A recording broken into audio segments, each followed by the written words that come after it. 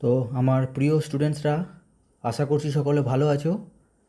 তো আজকে আমি চলে এসেছি তোমাদের ক্লাস 12-এর সেমিস্টার 3-এর যে প্রথম story, the night train at Deoli, সেইটা নিয়ে তোমাদেরকে একটা ক্লাস দিতে।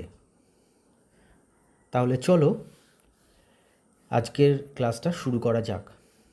কিন্তু ডাইরেক্ট স্টোরি শুরু করবার আগে আমাদেরকে এই স্টোরির যিনি ন্যারেটার তিনি এবং এই স্টোরির যে প্রেক্ষাপট, প্লট, সেইগুলো সম্পর্কে একটু আলোচনা করে নিতে হবে। এই স্টোরির যে সমস্ত ক্যারেক্টার, এইগুলোকে নিয়ে প্রথমে একটু আলোচনা করে নিতে হবে, না হলে কিন্তু তোমাদের গল্প বুঝতে একটু অসুবিধে হতে পারে। তাই চলো এর যে স্টোরির প্রেক্ষাপট সেইগুলো সবার আগে বুঝি। তাহলে the night train at Deoli. Night train মানে রাতের একটা ট্রেন। অ্যাট দেউলি, দেউলি হচ্ছে একটা স্টেশনের নাম। সেই স্টেশনে এসে যখন ট্রেনটা দাঁড়ায়, সেই ট্রেনটাকেই বলা হচ্ছে the night train at Deoli, মানে সারা রাত ধরে চলার পর যখন ট্রেনটা এসে দেউলিতে দাঁড়ায়। লিখেছেন কে? লিখেছেন রাস্কিন বন্ড। বর্ন 1934, তিনি জন্মেছিলেন 1934 সালে। ব্রিটিশ অরিজিন ইন্ডিয়ান রাইটার, অর্থাৎ তিনি একজন ভারতীয় লেখক, কিন্তু তার যে অরিজিন সেটা কিন্তু British. More than 500 short stories, essays, novels, 69 books for children, অর্থাৎ তিনি 500টার বেশি শর্ট স্টোরি লিখেছেন, এসে বা প্রবন্ধ লিখেছেন, নভেল লিখেছেন, আর শিশুদের জন্যে 69টা বই তিনি কিন্তু লিখেছেন। সাহিত্য একাডেমি পুরস্কার পেয়েছিলেন 1992 সালে। কোন লেখার জন্যে? Our tree still grow in Dehra, এই লেখাটার জন্যে তিনি 1992 সালে সাহিত্য একাডেমি অ্যাওয়ার্ড পেয়েছিলেন। তিনি পদ্মশ্রী পেয়েছিলেন 1999 সালে, আর পদ্মভূষণ পেয়েছিলেন 2014 সালে। তাহলে তোমরা বুঝতে পারছো ইনি কত একজন বিখ্যাত লেখক ছিলেন। আর শুধু তাই নয়, এনার লেখাগুলো যে কত অসাধারণ, আমাদেরকে একটা যে কল্পনার একটা কত গভীর জগতে নিয়ে যায়, তা এই গল্পটা যখন আমরা পড়ব তোমরা বুঝতে পারবে। এমনকি মনে হবে যে তোমরা নিজেরাই হয়তো ওই জীবনটা বাঁচছ। এবারে অ্যাবাউট দ্য টেক্সট। পাবলিকেশন অর্থাৎ ফার্স্ট পাবলিশড ইন 1988। এই যে স্টোরিটা, এটা প্রথম পাবলিশ হয়েছিল 1988 সালে।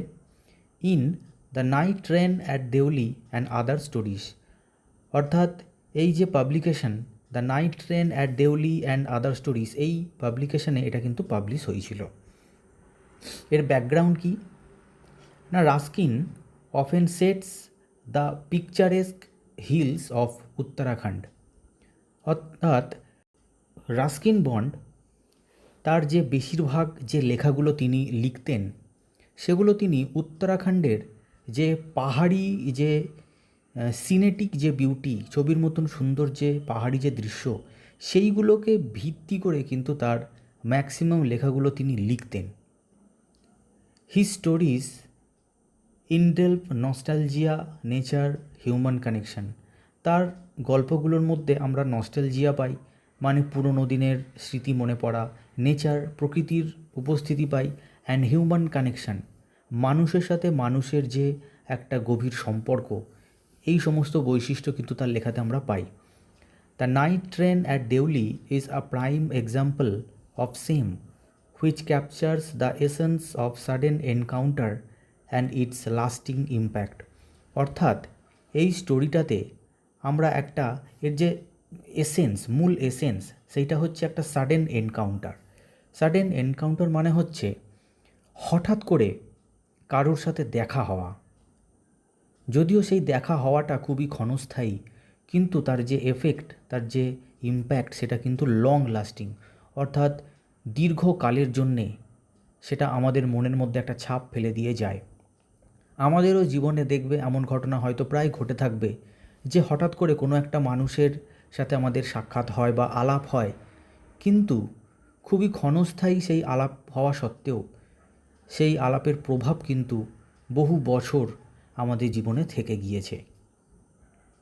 এবার পয়েন্ট অফ ভিউতে কি বলছে, the story is narrated from the first person point of view. অর্থাৎ এই first person point of view কাকে বলে, যখন স্টোরির ন্যারেটার নিজে সেই স্টোরির মধ্যে উপস্থিত থাকে তখন সেই স্টোরিটাকে বলা হয় first person point of view, and allows readers to experience events through the eyes of the young and unnamed protagonist. অর্থাৎ এটা রিডার্সদেরকে অ্যালাউ করে, মানে আমাদেরকে এটা অ্যালাউ করবে টু এক্সপিরিয়েন্স দ্য ইভেন্টস, এই গল্পে ঘটা বিভিন্ন ঘটনাগুলোকে এক্সপিরিয়েন্স করতে সাহায্য করবে through the eyes of the young, সেই তরুণ যুবক অর্থাৎ ন্যারেটার তার চোখ দিয়ে, অ্যান্ড আননেমড প্রোটাগনিস্ট। আননেমড মানে সেই ন্যারেটারের কিন্তু নাম আমরা জানতে পারি না। প্রোটাগনিস্ট মানে মূল চরিত্র, এই গল্পের যে মূল চরিত্র, যে হিরো, তার চোখ দিয়েই কিন্তু, তার দৃষ্টিভঙ্গির মধ্যে দিয়েই কিন্তু আমাদের এই গল্পটা দেখানো হবে, কিন্তু তার নাম আমরা জানতে পারবো না।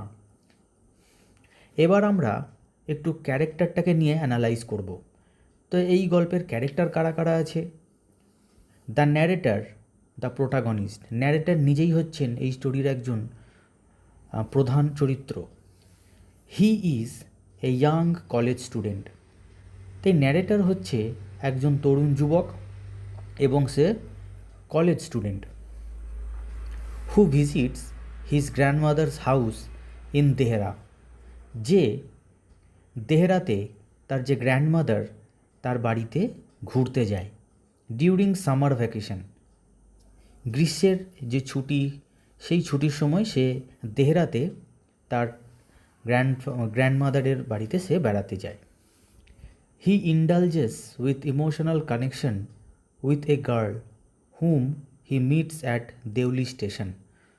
তো গ্র্যান্ডমাদারের বাড়ি যাওয়ার পথে একটা স্টেশন পড়ে, সেই স্টেশনের নাম হচ্ছে দেউলি। তো সেই দেউলি স্টেশনে একটি মেয়ের সাথে তার সাক্ষাৎ হয় এবং সেই মেয়েটির সাথে সে একটা আবেগপূর্ণ একটা অনুভূতিতে কিন্তু জড়িয়ে পড়তে আমরা দেখতে পাবো। He is emotional and romantic, সে হচ্ছে ইমোশনাল অ্যান্ড রোম্যান্টিক, অর্থাৎ কেউ যখন কারোর প্রেমে পড়ে, কেউ যখন কারোর কথা চিন্তা করে তখন সে ইমোশনাল এবং রোম্যান্টিক হয়ে যায়। তো ন্যারেটারও কিন্তু সেই রকমই হয়ে পড়বে। He keeps dreaming about the girl in spite of her disappearance, অর্থাৎ মেয়েটির সাথে কিন্তু তার যে এই যে বিষয়টা বেশি এগোবে না, মেয়েটি হঠাৎ করে উধাও হয়ে যাবে, আর তারপরেও এই ন্যারেটার সেই মেয়েটি সম্পর্কে ভাবতেই থাকবে। অর্থাৎ যখন প্রেম হয় তখন তাকে পাওয়ার চাইতেও তার সম্পর্কে ভাবাটা অনেক বেশি আনন্দের হয়ে থাকে। তো এখানে ন্যারেটারের ক্ষেত্রেও আমরা সেটাই দেখতে পাবো। এবার 2 নম্বরে কি বলছে, 2 নম্বরের যে ক্যারেক্টার সেটা হচ্ছে সেই মেয়েটা নিজেই, দ্য বাস্কেট সেলিং গার্ল, মেয়েটি ঝুড়ি বিক্রি করে। She is an young dignified girl who sells baskets on platform of Deoli, যেই মেয়েটির কথা এখানে বলা হচ্ছে সে দেউলি স্টেশনে ঝুড়ি বিক্রি করে। সি হ্যাজ এ পেল স্কিন, পেল স্কিন মানে বিবর্ণ স্কিন, হয়তো খুব একটা ফর্সা নয়, গ্রাম্য মেয়েদের মতনই হয়তো শ্যামবর্ণ গায়ের রং। শাইনি ব্ল্যাক হেয়ার, তার কুচকুচে কালো চকচকে চুল, ডার্ক আইস, কালো চোখ, that leave a lasting impression on the narrator, যেগুলো ন্যারেটারের মনে একটা দীর্ঘস্থায়ী প্রভাব ফেলে গিয়েছিল। She is a symbol of mystery, সেই মেয়েটি হচ্ছে একটা মিস্ট্রি, একটা রহস্যের প্রতীক। As we can not know her ultimate fate, যেহেতু আমরা মেয়েটার সাথে শেষ পর্যন্ত মেয়েটা কোথায় যে উধাও হয়ে গেল আমরা কিছুই জানতে পারি না, সেই জন্যে মেয়েটিকে একটা রহস্যের প্রতীক বলা হচ্ছে।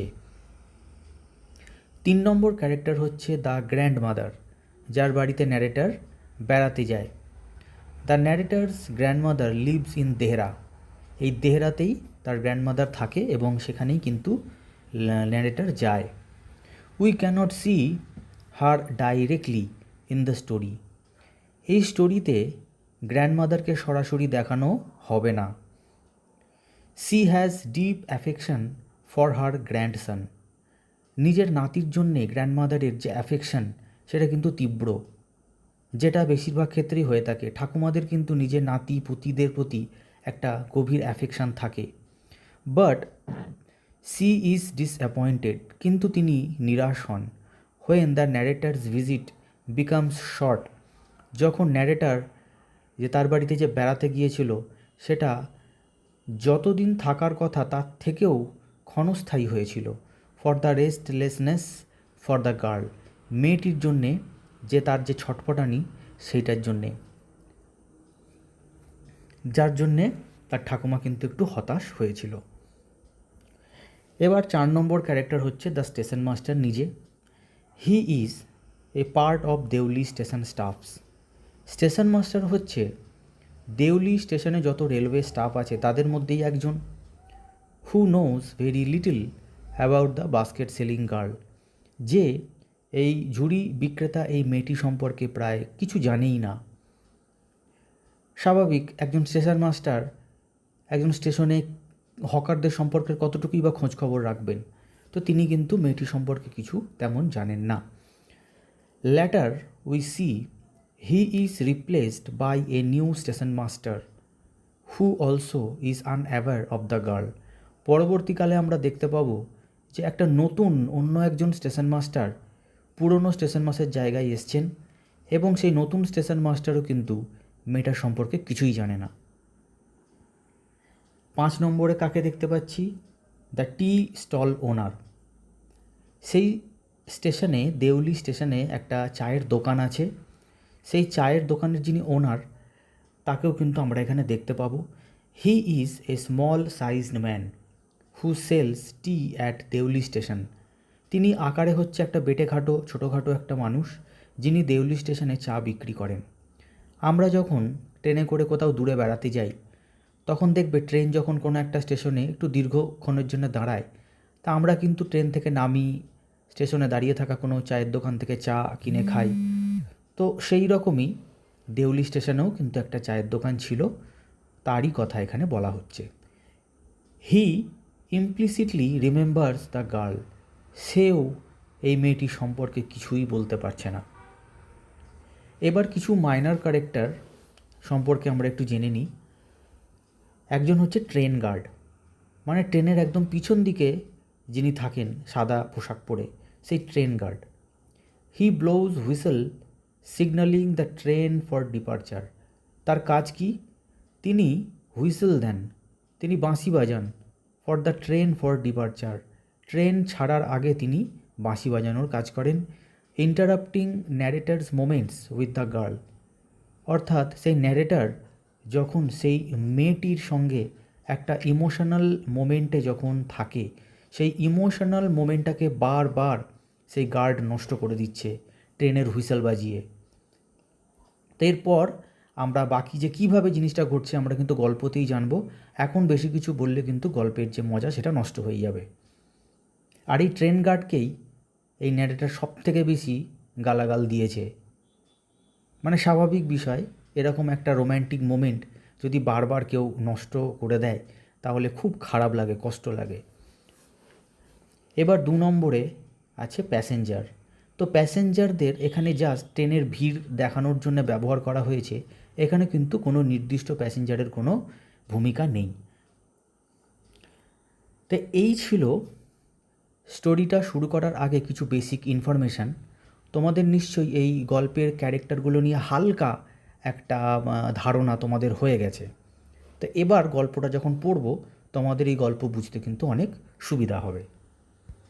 তোমরা যদি আমার কাছে প্রাইভেট পড়তে চাও তাহলে ভিডিওতে দেখা অ্যাড্রেসে যদি তার মধ্যে কিংবা তার আশেপাশে তোমরা রেসিডেন্ট হয়ে থাকো তাহলে আমার সাথে যোগাযোগ করতে পারো। সকলে ভালো থেকো, দেখা হবে আবার পরের ভিডিওতে।